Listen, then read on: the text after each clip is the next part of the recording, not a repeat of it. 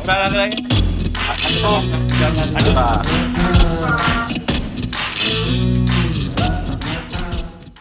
Bismillahirrahmanirrahim. Terima kasih teman-teman. Ini udah bagus begini. Iya Pak. Udah 3 tahun nggak di sini. Baik, kita mulai ya teman-teman semuanya. Assalamualaikum warahmatullahi wabarakatuh. Salam Om Swastiastu, Namo Buddhaya, salam kebajikan, salam sehat untuk kita semuanya. Baik teman-teman, pada sore hari ini hadir 3 pimpinan KPK. Yang pertama adalah Ketua Sementara yang hari ini sudah diambil sumpah di hadapan Presiden, yaitu Pak Nawawi Pomolango. Kemudian didampingi oleh Pak Alexander Marwata dan juga Pak Nurul Gufron. Saya sampaikan sebenarnya tadi Pak JT juga sudah hadir di kantor, tetapi memang karena besok beliau ada tugas ke luar negeri, jadi pulang lebih cepat gitu ya. Baik teman-teman, hari ini Pak Nawawi akan menyampaikan kepada teman-teman tentang apa rencana ke depan dan bagaimana lembaga KPK ini akan lebih solid, akan lebih memperbaiki lagi untuk meraih dukungan publik. Jadi kepada Pak Nawawi, saya persilahkan Pak waktu dan tempat. Terima kasih Bu Karo Humas. Assalamualaikum warahmatullahi wabarakatuh. Selamat sore, salam sejahtera untuk kita semua. Salam. Rekan-rekan media yang saya hormati. Sudah disampaikan tadi oleh Kabiro Humas, harusnya kami berempat di tempat ini. Tapi rekan pimpinan yang satunya Pak Yohanes Tanak harus menyiapkan diri untuk berdin ke luar negeri, tepatnya ke Laos sampai dengan tanggal 1 mendatang. Juga beliau melihat di sini cuma 4 kursinya, jadi nggak ikutan beliau. Saya akan sampaikan sedikit pointers daripada konferensi pada hari ini. Singkat-singkat aja barangkali ya. Hari ini Kamis 27 November 2023, saya Nawawi Pomolango telah melakukan pengambilan sumpah jabatan sebagai Ketua Sementara Komisi Pemberantasan Korupsi di hadapan Presiden Republik Indonesia. Pengambilan sumpah ini sebagai tindak lanjut dari keputusan Presiden terkait pemberhentian sementara Firly Bahuri sebagai Ketua Komisi Pemberantasan Korupsi dan penunjukan saya sebagai Ketua Sementara periode 2019-2024. Pengambilan setiap keputusan di KPK akan tetap dilakukan secara kolektif kolegial. Kami berupaya mengedepankan kesepakatan di antara 4 pimpinan yang ada dengan melakukan konsolidasi internal kepada seluruh pegawai yang lebih kokoh. Pada periode 2023 yang efektif tersisa, kami memprioritaskan untuk fokus terhadap pencapaian target-target kinerja yang telah ditargetkan sejak awal tahun. KPK harus memastikan bahwa pemberantasan korupsi bagaimanapun dinamikanya saat ini tidak akan terganggu dan bisa memberikan manfaat yang optimal bagi masyarakat Indonesia, sehingga bisa mengembalikan kepercayaan dan dukungan publik terhadap lembaga ini. Pada sisa waktu ini kami berkomitmen untuk menuntaskan pertama, pemenuhan target penanganan perkara dan aset recovery pada kedeputian penindakan dan eksekusi. Kedua, peningkatan skor indeks perilaku anti korupsi pada kedeputian bidang pendidikan dan peran serta masyarakat.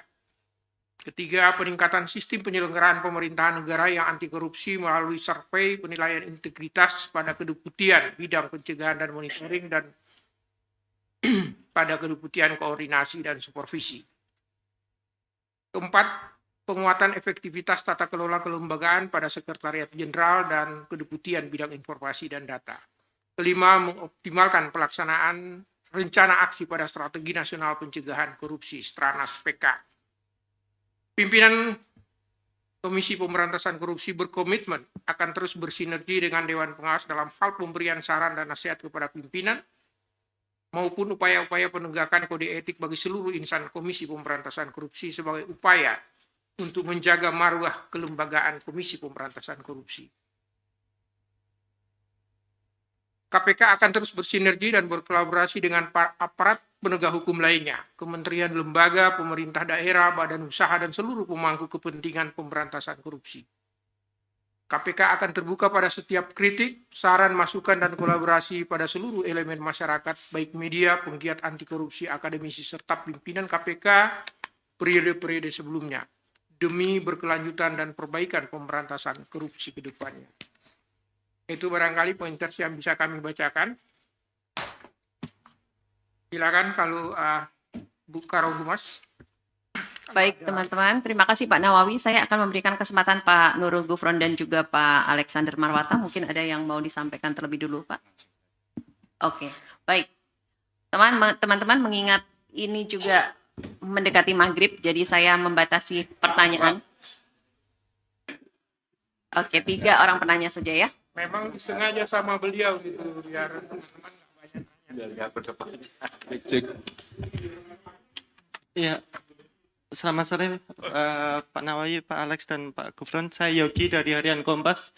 Yang pertama, tadi kan disebutkan juga prioritasnya akan menyelesaikan perkara-perkara gitu ya Pak. Nah, mungkin ada perkara yang menjadi prioritas gitu untuk setidaknya di tahun 2023 ini dituntaskan gitu Pak. Apakah mungkin Kementan yang menjadi penyebab Pak Firly menjadi tersangka, atau mungkin kasus yang lain apa yang akan menjadi prioritas? Kemudian yang kedua, untuk 1 komisioner lagi, ini mekanismenya bagaimana ya Pak? Karena kalau di Undang-Undang KPK kan harus 5 orang gitu ya. Nah, ini apakah menunggu sampai proses hukum Pak Firly berkekuatan hukum tetap, atau bagaimana, mungkin boleh dijelaskan? Terima kasih. Oke, baik, terima kasih. Iya, yang kedua. Selamat sore Pak Nawawi, Pak Alex, Pak Gufron, Mbak Yai, saya Yogi dari Detikom. Pertama tadi Pak Nawawi di istana bilang setelah pengucapan sumpah jabatan ada rapat pimpinan dan salah satunya membahas terkait bantuan hukum kepada Pak Firly. Peluang bantuan hukum kepada Pak Firly. Nah, itu kemudian dari hasil rapat itu seperti apa Pak? Apakah akan diberikan bantuan hukum atau seperti apa Pak? Kemudian kedua Pak, hari Sabtu kemarin ketika konvers OTT di Kaltim, Pak Johanis Tanak mengatakan setelah Kepres terbit, wewenang Pak Firly sekaligus akses di KPK sudah dihentikan. Tapi di satu sisi Pak Johanis Tanak mengatakan kalau beliau mau datang berkantor di KPK itu sah-sah aja. Ini kan membingungkan Pak. Nah, mungkin penegasan saja Pak, per hari ini tuh akses Pak Firly di KPK seperti apa Pak? Apakah ruangan kerjanya dikosongkan, atau Pak Nawawi setelah ditunjuk jadi Ketua KPK sementara bertugas di ruangannya Pak Firly, atau seperti apa Pak? Ketiga Pak, mengenai tahun ini kan KPK juga banyak mendapat serangkaian kasus yang terjadi justru di lingkungan di internal pegawainya KPK sendiri Pak. Ada kasus pemerasan, pelecehan, korupsi uang dinas Pak. Kan ada istilah ikan busuk mulai dari kepala ya Pak. Nah, kemudian komitmen Pak Nawawi untuk memastikan tidak ada lagi dalam tanda kutip Pak ikan-ikan busuk di KPK mulai dari kepala sampai ke ekor itu seperti apa Pak? Terima kasih. Oke, saya rasa 2 pertanyaan dulu untuk dijawab. Silakan Pak Nawawi. Mungkin kalau soal perkara-perkara Pak Alex lebih ini enak ngomong. Silakan dulu Pak Alex mengenai perkara-perkara yang sementara kita sidik dan kita prioritaskan penanganan.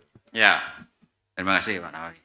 Terkait prioritas penanganan perkara, tentu ada beberapa perkara yang carry over tahun-tahun sebelumnya kita tuntaskan, termasuk mungkin perkara-perkara yang mengemuka ya dalam beberapa bulan atau minggu terakhir yang sudah ada statement dari beberapa pimpinan Pak Gufron, Pak Tanak ya, itu juga tadi di dalam rapat internal dengan para pejabat struktural kita dorong supaya tidak menimbulkan pertanyaan lagi di masyarakat, seperti itu. Jadi Kementan itu juga menjadi prioritas kita tuntaskan. Kalau ada keterlibatan para pejabat yang lain ya kita tindak, tentu semuanya berdasarkan kecukupan alat bukti. Sekali lagi teman-teman wartawan, bahwa seseorang ditetapkan sebagai tersangka itu bukan keputusan pimpinan, tetapi oleh karena perbuatan yang bersangkutan berdasarkan kecukupan alat bukti. Jadi itu yang kemudian disampaikan oleh penyelidik dan JPU KPK ke pimpinan, dipaparkan, dan kalau itu ternyata cukup alat bukti, tentu tidak ada alasan lain bagi pimpinan untuk tidak menyetujui penetapan tersangka tersebut. Itu kami pastikan ya terkait penanganan penyelesaian perkara-perkara yang mendapat perhatian publik. Nah, terus apalagi? Itu sudah selesai nomor 1. Baik ya, selanjutnya ini ada 2 Yogi. Satunya Yogi Kompas, satunya Yogi Detikom. Saya untuk menyiasati 2 nama ini biar nggak keliru, Yogi Kompas saya masukkan ke nomor yang 1, Yogi Detikom saya masukkan ke nomor yang 1. Kebetulan ada 2 nomor saya, Pak. Jadi nama Bapak berdua saya pisahin gitu. Agar tidak keliru nanti menjawab gitu. Yang untuk Yogi Detikom barangkali soal bantuan hukum kepada Pak FB setelah saat ini. Memang tadi sedianya kita rapat, kami berpikir rapat tadi cuma menyita waktu 1,5 jam, ternyata sampai 3 jam itu pun belum selesai. Termasuk materi apakah kami akan melakukan pendampingan hukum lagi kepada Pak Firly setelah pada fase pemberhentian sementara ini itu belum sempat. Besok kami agendakan untuk menyikapinya gitu. Apakah bantuan hukum itu akan kami lakukan pada yang bersangkutan atau tidak. Kami banyak mempertimbangkan banyak hal karena kita punya komitmen bahwa lembaga ini adalah lembaga yang harus zero tolerance daripada isu korupsi. Itu akan menjadi bagian pertimbangan kami apakah akan melakukan pendampingan atau tidak pada yang bersangkutan. Yang berikutnya, akses kepada Pak FB. Kita tidak harus mengingat apa yang telah tersampaikan pada waktu yang lalu, tetapi apa yang kami sampaikan pada forum ini. Tadi sepintas saya sempat juga berdiskusi dengan Pak Nurul Gufron. Kepres pemberhentian sementara bagi Pak Firly itu membawa konsekuensi bahwa beliau berhenti untuk bekerja di lembaga ini. Sementara aktivitas perkantoran tidak perlu dilaksanakan oleh yang bersangkutan di kantor ini. Kedatangan beliau di kantor ini cukup sebagai kami perlakukan sebagai tamu undangan dan sebagainya. Terlebih lagi bahwa tadi laporan Setpim kepada kami barang-barang inventarisir lain barangkali dari yang bersangkutan masih ada di ruangan yang bersangkutan. Jadi mungkin besok lusa mau diambil, ya prosedurnya dengan masuk melalui depan itu, tidak dalam akses seperti kemarin-kemarin.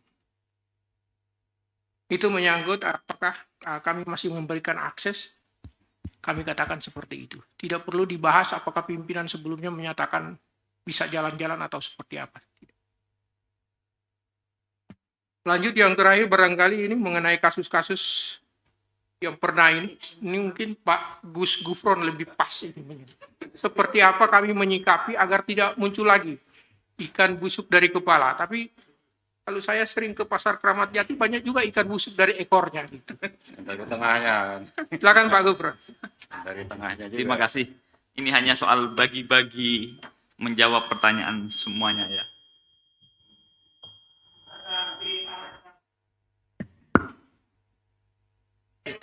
Jadi begini. Jadi kami tadi sudah rapim mengidentifikasi dan juga kemudian menginventarisir beberapa masalah yang mengakibatkan authority yang semestinya kolegial kemudian agak terganggu karena sistem yang tak jalan.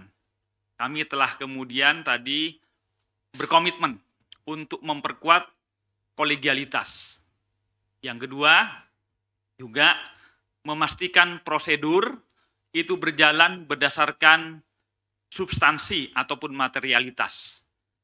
Proses-proses yang mengedepankan formalitas administrasi, kami mulai identifikasi untuk tidak lagi kemudian berubah menjadi prosedur yang sangat mengedepankan formalitas tersebut. Ya, salah satu contohnya ya, bahwa misalnya perkara kasus ya, kalau sudah secara material selesai dibahas oleh kami pimpinan, maka proses-proses administrasinya itu tidak boleh kemudian mengganggu atau ditunggu yang bisa menghambat berjalannya proses tersebut. Hal-hal yang kemarin terjadi itu salah satunya kami memandang karena salah satunya di dua hal tersebut. Perlunya penguatan kolegialitas, yang kedua perlunya meningkatkan substansi ataupun material daripada proses formalitas administrasinya. Itu supaya kemudian indikasi yang disampaikan tadi entah dari kepala ataupun dari ekor, toh akhirnya sama-sama busuk, maka kebusukan itu supaya tidak terjadi, itu tidak kemudian proses itu harus berjalan secara sistemik. Itu yang kami lakukan ke depan, Mas. Jadi mudah-mudahan ini menjadi bagian dari obat supaya tidak ada kebusukan di kedepannya. Makasih. Tambahkan, Pak. Ya. Tambahin. Nih terkait dengan pengawasan, ya monitoring ini kan yang lagi rame itu terkait dengan pengawasan atau monitoring penanganan perkara. Kan teman-teman dan mungkin masyarakat sebagian besar menganggap bahwa persoalan ini muncul dari pimpinan. Ya. Nah, ada titik rawan di dalam penanganan perkara di KPK, ya, itu menyangkut pengawasan atau monitoring penanganan perkara, ya. Seperti yang sudah mengemuka, saya ambil contoh di Kementan. Kan di dalam pemeriksaan Dewas dan mungkin juga sudah saya sampaikan berkali-kali. Apakah ada laporan masyarakat ke KPK terkait perkara Kementan? Pada saat kami mendalami perkara yang kemudian kami menetapkan tersangka terkait dengan pemerasan, kami betul-betul blank, nggak tahu bahwa ternyata tahun 2020 itu ada laporan masyarakat. Dan ternyata pimpinan juga sudah mendisposisi melakukan penyelidikan. Tetapi ternyata juga itu tidak ditindaklanjuti. Baru kemarin kita perintahkan untuk diterbitkan sprint lidik. Artinya apa? Dari tahun 2020 sampai tahun 2023. 3 tahun. Nah, ini kurang termonitor dengan baik dan pimpinan tidak punya alat untuk memonitor apakah disposisi pimpinan itu ditindaklanjuti atau tidak. Termasuk laporan PPATK. Banyak disposisi pimpinan yang sudah kita berikan, lakukan penyelidikan. Apakah itu dilakukan atau tidak, kita nggak punya alat monitoring. Ada alatnya yang kita sebut sinergi. Tapi sampai dengan sekarang pun itu belum dimanfaatkan dengan baik. Makanya tadi di dalam rapat internal tadi, ya, kita ingin menata itu semuanya. Pimpinan sudah memerintahkan untuk dibuatkan sebuah dashboard. Ya. Sehingga apa? Dengan dashboard itu pimpinan bisa memonitor kira-kira disposisi pimpinan, terutama yang terkait dengan penindakan. Karena apa? Di KPK paling rawan itu adalah di penindakan. Itu yang harus kita kontrol dengan baik, ya. Apakah disposisi pimpinan yang memerintahkan untuk dilakukan penyelidikan itu ditindaklanjuti atau tidak? Ya, nanti akan kelihatan di sana. Kalau tidak ditindaklanjuti, pimpinan akan menanya, kenapa nggak ditindaklanjuti? Sehingga kita bisa panggil direkturnya, ya, kenapa? Sehingga ada alasan-alasan tertentu ketika perintah pimpinan itu tidak ditindaklanjuti. Dan seterusnya dari lidik, berapa lama, kalau 6 bulan nggak ada perkembangan, tentu itu menjadi pertanyaan. Kita minta ekspos dan lain sebagainya. Jadi kontrol itu nanti tidak hanya sebatas dari masing-masing pejabat struktural direktur, deputi, tetapi kami pimpinan juga bisa memantau monitor. Dan itu. Karena apa? Ya, karena lembaga ini biar bagaimanapun yang bertanggung jawab adalah pimpinan. Kami berlima, sekarang berempat. Kami harus bisa mengawasi bagaimana penanganan perkara itu berjalan di penindakan. Ya. Ini yang perlu kami tekankan ke teman-teman, ya, sehingga apa? Mudah-mudahan dengan mekanisme seperti ini tidak ada lagi perkara-perkara yang kemudian terhenti di tingkat direktorat, terhenti di tingkat kedeputian, atau perintah pimpinan tidak ditindaklanjuti. Perkara-perkara itu, dan kami sudah perintahkan juga inspektorat untuk coba diinventarisir. Kira-kira disposisi pimpinan atas laporan masyarakat atau informasi terkait dugaan korupsi yang didisposisi pimpinan untuk ditindaklanjuti dengan penyelidikan ternyata belum terbit sprint-lidiknya. Nah, ini kami sudah minta pihak inspektorat untuk mengecek kira-kira ada berapa banyak disposisi pimpinan yang tidak ditindaklanjuti dan kemudian nanti akan kami tanyakan kenapa tidak ditindaklanjuti dan sebagainya. Jadi sebetulnya mekanisme pengawasan itu yang seharusnya kita perkuat ya dengan dashboard itu sebagai sarana kami pimpinan untuk memonitor dalam penanganan perkara di KPK. Ini upaya-upaya kami untuk memperkuat pengendalian atau pengawasan dalam rangka penanganan perkara di KPK. Saya kira itu Pak. Ya, sedikit saya tambahkan berhubungan yang disebut oleh Pak Alex kaitannya dengan kontrol terhadap penanganan perkara ini. Sebelumnya berlaku model sistem ada pembidangan gitu. Jadi ada wakil ketua tertentu membidangi penindakan. Wakil ketua tertentu membidangi pencegahan. Ini akan kami evaluasi.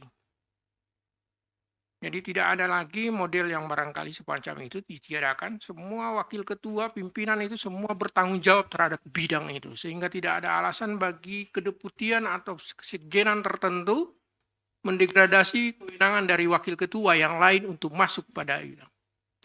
Jadi setiap wakil ketua yang merasa bahwa ada yang perlu dia ngecek pada satu kedeputian, dia akan masuk. Pak Gufron tidak lagi hanya bisa jalan-jalan ke Deputian Pencegahan dan Monitoring. Pak Gufron itu berwenang masuk ke Kedeputian Penindakan ketika ada hal yang dia ingat bahwa itu harus dia lakukan kontrol seperti itu. Itu model semacam itu akan kami evaluasi dalam kaitannya dengan apa yang dimaksudkan oleh Pak Alex tadi. Kita akan melakukan model pemantauan monitoring terhadap tugas-tugas penindakan khususnya, agar tidak terjadi lagi konteks yang semacam itu. Untuk perkara yang penyelidikan Kementan, itu sudah digelar untuk dilakukan penyelidikan. Yang Itu sudah terakhir kami catat, itu sudah digelar untuk dimunculkan. Itu laporannya tahun 2020, seperti itu. Ya, seperti itu barangkali. Itu, ada lagi mau ditambahkan Pak Gufron? Kita berusaha untuk berbicara terus biar berkurang pertanyaan. Baik Pak, ini karena juga sudah maghrib ya teman-teman, saya beri kesempatan pada 2 orang lagi aja, 2 saja. Nanti 1 Sabir, 1 Chandra. Mas Sabir duluan ya, gue lebih cepat soalnya. Belakangan ini dikabarkan bahwa KPK menetapkan penerima sleeping fee bernama MS di kasus DJKA Kemenhub. Nah, apakah benar karena ada pihak salah satu Pak JT bilang bahwa itu sudah ditetapkan, tapi tadi kita tanya Pak Asep bahwa nanti belum sepenuhnya ditetapkan, nanti dijelaskan pas udah penahanan. Nah, masalahnya penetapan MS ini banyak pihak yang menuding bahwa ini adalah serangan balik KPK kepada Kapolda Metro Jaya setelah ditetapkannya Pak Ketua Firly Bahuri sebagai tersangka kasus suap. Boleh minta tanggapannya? Ya, 1 lagi, Sabir.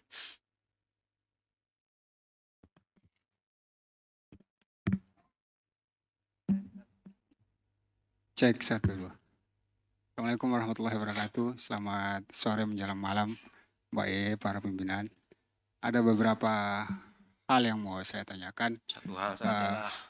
Berapa hal? Enggak, singkat-singkat aja Pak. Pertama soal penyelidikan tadi mohon diperjelas. Ini penyelidikannya apakah pengadaan sapi itu sapi kurbankah? Kemudian pengadaan itu terjadi kemudian direalisasi pada tahun 2021 atau 2022 dan jumlahnya itu apa benar sekitar 3 ribuan. Kemudian pelakunya apakah diduga adalah AA dan RM atau terkait juga dengan SCL. Itu yang soal penyelidikan Pak, mohon dikelirkan. Yang berikutnya terkait dengan ini Pak, kasus KPK ini kan sebenarnya sudah berulang-ulang ya, dan seingat saya kejadian hal seperti ini ketika KPK terjadi krisis, itu di KPK punya namanya protokol komunikasi krisis. Seingat saya. Kalau di periode Pak Abraham dulu ada para PLT kemudian menyusun protokol komunikasi krisis itu dan dijalankan, bahkan dijaga diorkestrasi sama Bang Johan Budi sebagai PLT waktu itu. Itu di periode Pak Agus Raharjo masih ada Pak Alexis itu juga ada protokol krisis ketika terjadi serangan balik ya, dan khususnya pada saat revisi Undang-Undang KPK. Nah saya mau nanya begini, ini kan kejadian sebenarnya berulang. Dulu masa Pak Antasari juga sama. Nah bagaimana protokol krisis yang dijalankan oleh KPK itu khususnya pada saat pasca Pak Nawawi menjadi ketua sementara KPK yang dijalankan bagaimana? Dan itu seperti apa gitu ya yang akan disusun, metodenya bagaimana, dan yang harus diingat ketika arus informasi kepada publik itu minim Pak. Nah kemarin kan sebelum-sebelumnya itu minim sekali, bahkan ditahan-tahan seolah-olah itu wartawan itu kayak nggak ada gitu ya, publik itu dibiarkan menunggu. Nah itu bagaimana menjalankan dan mengatasinya hingga kemudian maruah KPK kepada publik itu bisa lebih naik di kedepannya. Yang ketiga adalah Terakhir ya Sabir. ya terakhir, ini soal pemeriksaan di Polda Metro Jaya. Informasi yang kami terima bahwa ada 2 orang pimpinan KPK yang diduga terlibat terkait dengan kasus pemerasan SCL yang tersangkanya itu adalah Pak FB gitu ya. Nah di dalam chat via WhatsApp tahun 2022 diduga ada pimpinan yang meminta sesuatu untuk kepentingan pihak tertentu yang diantaranya kemudian terrealisasi kalau saya tidak salah ingat adalah 6, sekian M uang dan ada permintaan proyek yang proyek itu di Kementan kemudian diminta untuk perusahaan yang ternyata perusahaan itu berperkara di KPK. Nah saya minta itu mohon diklarifikasi bagaimana KPK menyikapi itu, dan turunannya dari ini adalah bagaimana kemudian KPK, 4 pimpinan KPK yang ada sekarang nantinya itu memberikan keterangan atau klarifikasi di hadapan penyidik di Treskrimsus Polda Metro Jaya pada saat nanti pemeriksaan, dan apakah akan hadir. Terima kasih dari saya. Assalamualaikum warahmatullahi wabarakatuh. Ya, terima kasih. Satu, udah cukup. Satu, padat singkat. Tes ya, terima kasih. Pak, saya mau nanya, ini kan sebenarnya terkait di tingkat level pimpinan ini ada semacam kebijakan yang sebenarnya kalau dilihat itu banyak ruang-ruang gelap. Contoh soal kebijakan bagaimana belajar dari sebelumnya. Ketika menetapkan tersangka tuh modelnya nggak kayak gini, nggak kayak polsek gitu loh. Orangnya dipanggil baru ditahan baru diumumkan. Sementara itu ada ruang yang panjang ketika memang sudah ditetapkan tersangka, itu kan ada ruang. Kenapa mau polanya seperti ini? Ya ini buktinya hasilnya kepemimpinan yang belakangan ini ya begitu. Karena ada kebijakan itu. Ada ruang-ruang yang bisa bermain nantinya. Kenapa tidak belajar ketika era-era sebelumnya? Ketika era Pak Agus Raharjo, Abraham Samad atau sebelumnya. Itu kan pola penetapan tersangkanya beda. Dan itu saya lihat cukup rentan dan menghasilkan ya kalau di opini publik muncul seakan jadi busuknya kayak kepala ikan ke bawah. Jadi kena semua kan pimpinannya.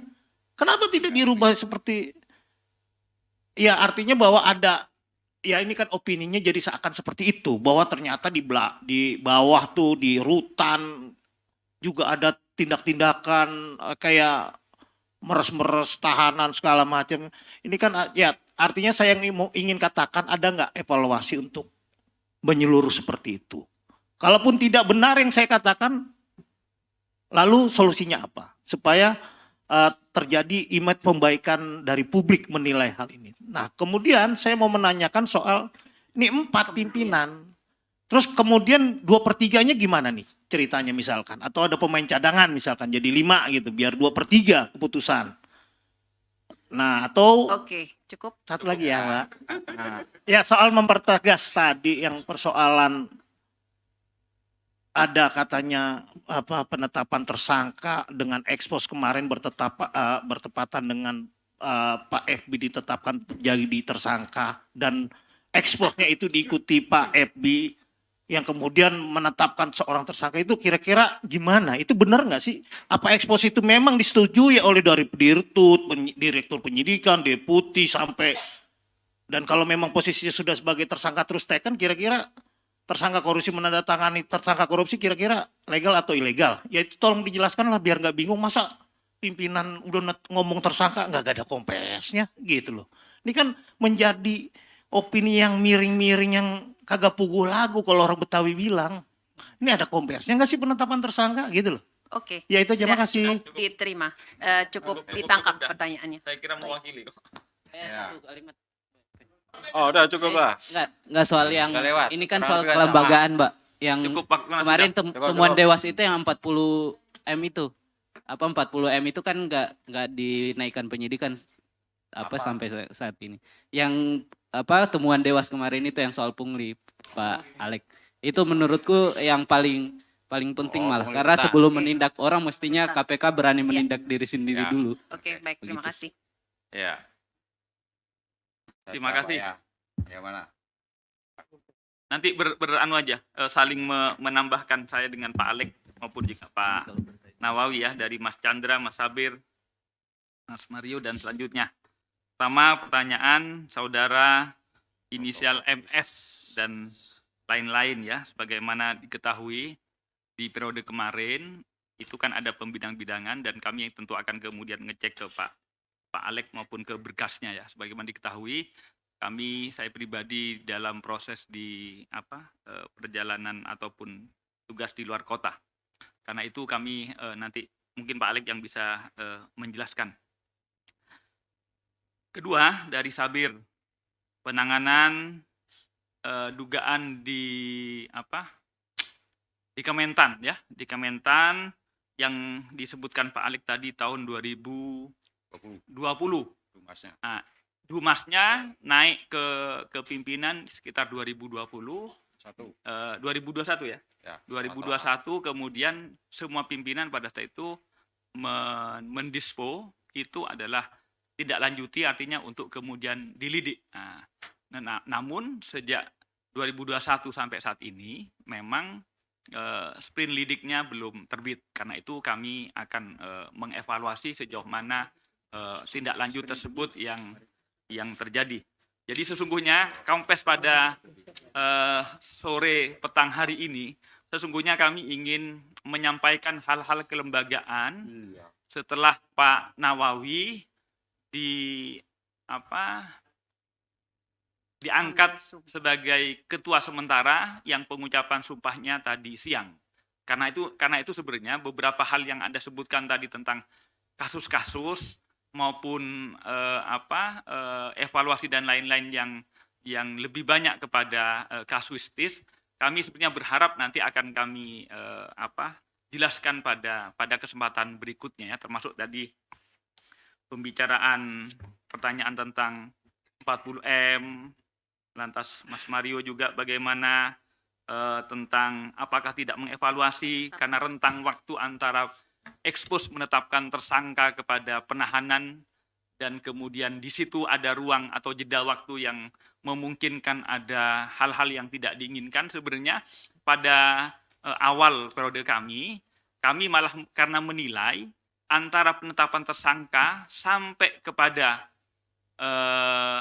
penahanan ketika disampaikan penetapan tersangkanya sementara belum ada upaya paksa untuk ditahan, ruang itu malah kemudian selama jeda waktu itu banyak terjadi melarikan diri. Oleh karena itu kami menyimpan status tersangka itu sampai kami kemudian melakukan upaya paksa berupa penahanan supaya tidak ada lagi kemungkinan melarikan diri. Jadi itu semua ada orientasinya. Kalau lebih dulu itu untuk memberikan kepastian supaya lebih transparan, orientasinya itu yang kami pada saat awal itu adalah orientasinya untuk supaya tersangkanya tidak lari. Setelah ditahan baru diumumkan, dikompes bersama tersangkanya ketika ditahan langsung tersangkanya ada. Karena banyak kejadian kami kompes melakukan pengumuman tentang tersangka, sementara pihak yang diumumkan sedang ada di daerah masing-masing, sehingga kemudian proses kami antara penetapan tersangka dengan proses untuk cekal dan lain-lain masih berjalan. Nah, ini yang kadang-kadang dua hal ini menjadi dua hal yang perlu dipertimbangkan. Satu, bicara kepastian hukum supaya tidak ada, mungkin kata Mas Mario, tidak ada pembusukan, tapi di sisi lain kami juga memandang perlunya agar yang bersangkutan tidak melarikan diri. Bagaimana ke depan nanti tentu kami akan evaluasi dua hal ini yang sekiranya antara kepastian dan antara tidak melarikan diri bisa dua-duanya tercapai. Saya kira begitu. Jadi mohon maaf sebenarnya kami di sini ingin menyampaikan kepada segenap bangsa Indonesia bahwa KPK walaupun pimpinannya tinggal 4, ketuanya saat ini diambil sumpahnya tadi siang, ketua sementaranya adalah Pak Nawawi, ingin memberikan harapan bagi bangsa dan negara bahwa pemberantasan korupsi tetap jalan di bawah kepemimpinan Pak Nawawi, dan kami membuka kritik dan saran untuk menyampaikan dan memohon dukungan dari masyarakat. Pemberantasan korupsi ke depan tetap berjalan dan tetap kemudian terpercaya bagi masyarakat.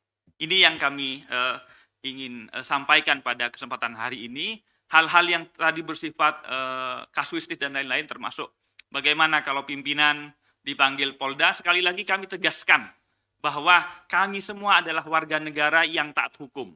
Dan karenanya kalau ada proses hukum yang membutuhkan kami sebagai saksi, tentu kami akan mematuhinya sebagaimana dimintakan. Dan itu juga tetap akan mendukung proses-proses hukum dimanapun, ya, bukan hanya di kepolisian ataupun juga di kejaksaan yang sama-sama dalam kerangka memberantas korupsi. Itu komitmen kami. Saya kira begitu. Mungkin Pak Nawi atau Pak Alex bisa menambahkan. Ya, saya hanya sedikit menambahkan dari proses dari Dumas tadi kan ada 3 klaster sebetulnya yang dilaporkan masyarakat itu kan. Keadaan sapi, hortikultura dan pemerasan yang sudah naik terkait dengan pemerasan, ya.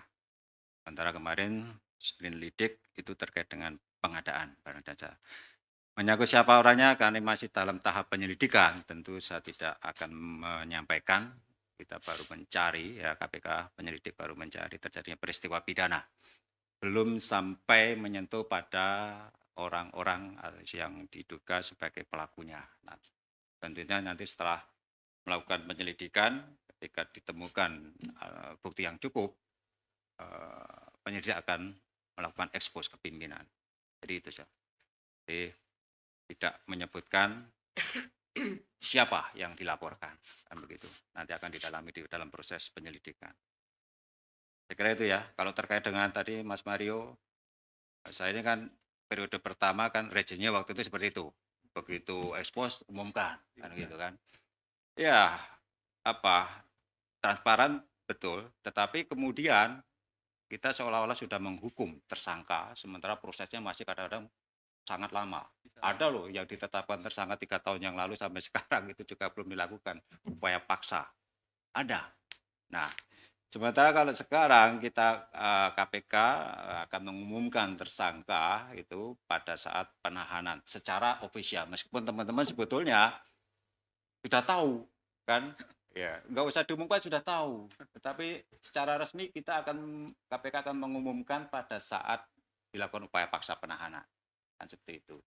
Tujuannya apa sebetulnya? Itu tadi untuk memberikan kepastian bagi tersangka. Begitu dilakukan upaya penahanan, argu penahanan itu berjalan. Ya. Dan penyidik-penyidik kami itu pasti akan memperhitungkan berapa lama orang ini akan ditahan sebelum kita limpahkan ke pengadilan.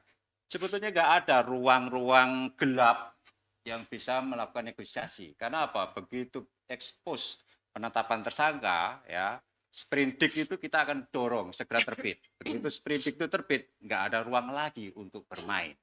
Ya, kalau toh ada yang bermain, pasti nanti juga tidak akan mungkin menghentikan perkara itu. Gitu kan? Taruhlah 5 pimpinan 1, kan masih ada 4, kan begitu. Lain ceritanya misalnya kalau perkara itu masih di tingkat penyelidikan, penyidikan, kan kan gitu kan. Pimpinan nggak tahu apa sih perkara yang sedang dilidik, saksi siapa yang diperiksa, apa substansi saksi itu yang dilakukan pemeriksaan, kita nggak tahu. Siapa saksi yang dipanggil, pimpinan nggak punya akses ke sana. Nah, dalam rangka itu makanya dengan dashboard tadi, kami pimpinan akan melakukan monitoring ya terhadap penanganan perkara, sehingga ruang-ruang yang tadi disampaikan, ruang menimbulkan ruang-ruang gelap atau titik-titik rawan terjadinya korupsi atau kolusi, itu sedapat mungkin akan kami tutup ya dengan pengawasan kami berempat secara kolektif kolegial tadi itu. Itu Mas Mario. Saya kira cukup ya. Baik. Baik ya. Jadi Mas Mario, yang terakhir untuk Mario kita akan lakukan evaluasi ya. Ya. Apakah itu mau dilanjutkan atau cuman kalau kita kembali ke model lama, Mario nggak bakal lihat lagi yang pakai orange di depan sini gitu kan, karena model lama nggak pakai orange kayak gitu. Kita akan evaluasi mana yang lebih baik gitu. Saya juga tadi dalam rapat yang kami gelar telah meminta untuk membiasakan diri, kalau kita punya komitmen bahwa penetapan tersangka itu akan kita bacakan dalam pengumuman, ya kita konsisten dengan itu. Jangan sebelum tindakan penahanan, tindakan apa, sudah keburu ngomong, keceplosan ini sudah tersangka, itu menimbulkan persoalan. Saya sudah minta Biro Humas untuk tegas itu. Pimpinan pun diomongin, dilarang gitu. Ngomong itu. Tapi ini sudah jadi POB kita gitu. Ya. POB itu kan harus dipegang, dilaksanakan gitu. Ya. Jadi harus betul-betul dijalankan gitu. Biro Humas kalau ada, meskipun pimpinan tegur itu. Enggak benar itu. Nah, jadi apa yang disampaikan ke teman-teman itu betul-betul merupakan satu produk keputusan bersama. Itu yang kita bilang dengan kolektif kolegial, enggak asal tak ngomong seperti itu. Demikian teman-teman, masih cukup banyak waktu kita ya.